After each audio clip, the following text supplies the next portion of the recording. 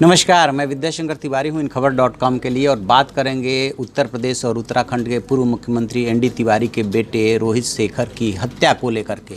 जो अब पुलिस की जांच की हुई है वो आकर के उनकी पत्नी अपूर्वा शुक्ला तिवारी पे अटक गई है और उनकी मां उज्ज्वला शर्मा ने जो बयान दिया है, जो मीडिया से बातचीत की है, उसमें भी उन्होंने इस बात का खुलासा किया है कि रोहित शेखर की जो मैरिज हुई थी वो लव मैरिज थी और शादी के पहले दिन से दोनों में आपस में नहीं बनती थी। तो आखिरकार वो कौन सी ऐसी बात रही जिसको लेकर के नौबत यहाँ तक की आ गई कि उनकी हत्या की गई।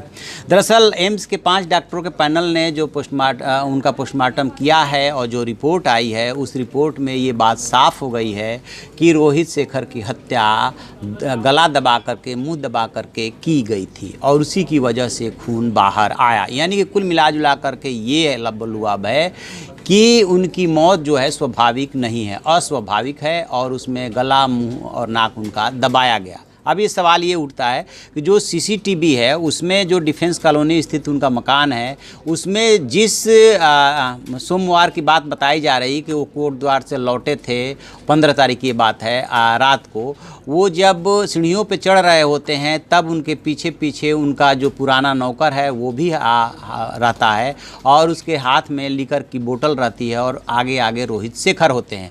तो इसका मतलब पुलिस ये निकाल रही है कि जो शराब पीने की बात है वो सब परिवार के नॉलेज में है, नौकर के नॉलेज में है। इसके अलावा नौकर के और जो परिवार के लोगों से पूछताछ हुई है उनके बयानों में भी विरोधाभास है, क्योंकि जो नौकर ने जानकारी दी है उसके मुताबिक उसने उनका मसाज किया था और रात को वो खाना खाने के बाद 11 बजे के बाद सो गए थे।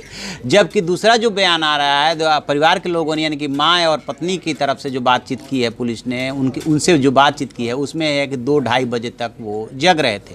तो कई चीज़ें ऐसी है जो पुलिस को ऐसी मिल रही है जिसमें कि साफ साफ डिफरेंस दिख रहा है और शक की सुई जो है गहराती जा रही है।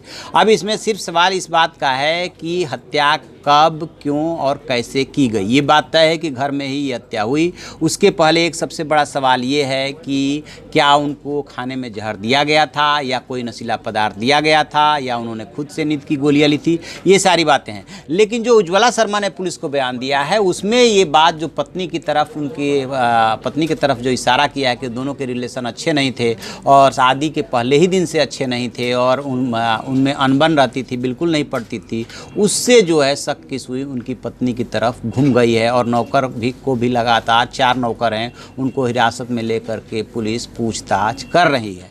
तो अब देखते हैं कैसे इस मामले का कब पुलिस खुलासा करती है। लेकिन एक बात तय है कि इसमें परिवार के लोगों का हाथ है और पुलिस उसी एंगल को ध्यान में रख करके जांच कर रही है। हम इस खबर पे नज़र बनाए हुए हैं, जो भी अपडेट होगा हम आपको बताते रहेंगे। आप देखते रहिए हमारा डिजिटल चैनल इन खबर। Thank you. इन खबर चैनल को सब्सक्राइब करें और बेल आइकन दबाना ना भूलें।